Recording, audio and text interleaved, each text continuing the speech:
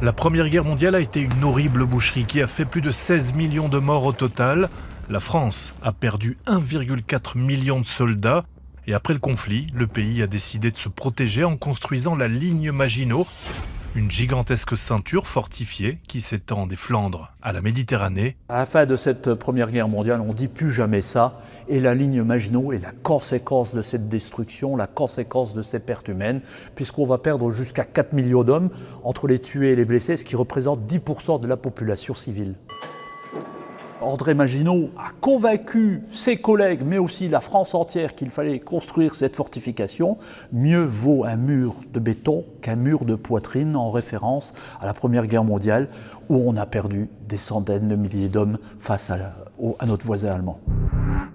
Cette ligne de défense, unique au monde, à la fois prouesse technique et témoin de la doctrine militaire de l'époque, a souvent été considérée comme inutile car elle n'a pas permis d'éviter la défaite en 1940. Mais pour Claude Poésy, l'ouvrage a joué un rôle fondamental lors de la Deuxième Guerre mondiale. La ligne Maginot a permis de protéger nos soldats et de protéger aussi des civils, de protéger aussi les industries qui étaient derrière, puisque l'ensemble a été contourné par la Belgique. Et le contournement par la Belgique nous assurait le renfort des Alliés, et notamment de l'Angleterre. Depuis plus d'un demi-siècle, Claude fait partie de la poignée de passionnés qui gèrent et restaurent ce site historique majeur. Nous sommes à Vécrin, en Moselle, à moins de 20 km du Luxembourg, au cœur de l'ouvrage du Hackenberg, que l'on surnomme le monstre de la ligne Maginot. C'est le plus grand ouvrage fortifié de toute cette ligne défensive. Le site compte 10 km de galeries. C'est si grand qu'il fallait un train pour s'y déplacer.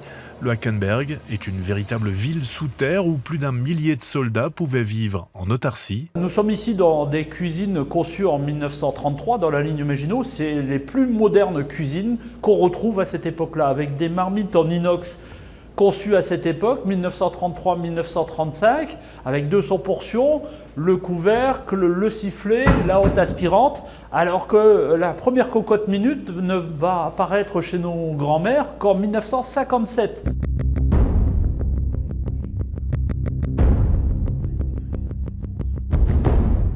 On n'a ici que 350 lits pour 1 millier de soldats. Ce qui veut dire qu'ils vont être à 3, 4 à partager tout le long de la journée et de la nuit ce lit. 8 heures chacun, c'est comme dans un navire de guerre, c'est le même principe avec la bannette chaude.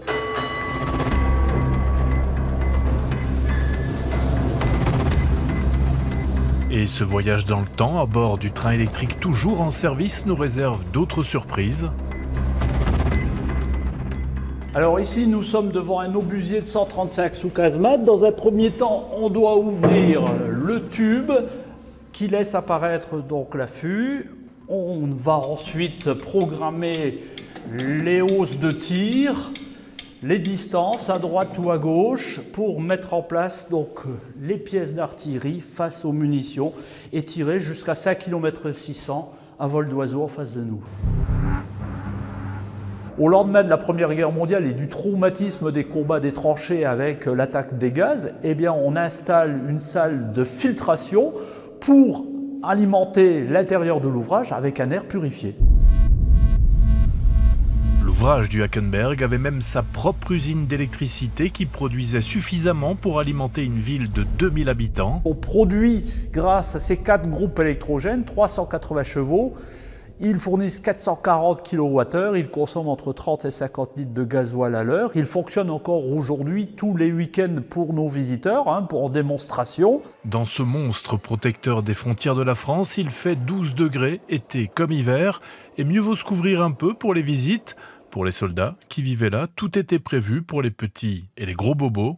Ici, en 1935, déjà, on a le dentiste, on a le bloc opératoire, on a le radiologue. On peut quasiment tout soigner. Il faut savoir que les gros ouvrages sont comme des gros destroyers, donc ils ont des hôpitaux à l'intérieur de leurs entrailles. Aujourd'hui, ce sont des touristes qui partent à l'assaut du Hackenberg et parmi eux de nombreux Allemands. Les casquettes ont remplacé les casques lourds et les shorts l'uniforme vert de gris. Le tourisme de mémoire a le vent en poupe et attire des millions de visiteurs en France chaque année. En tout cas, la visite de l'ouvrage du Hackenberg vaut largement le détour.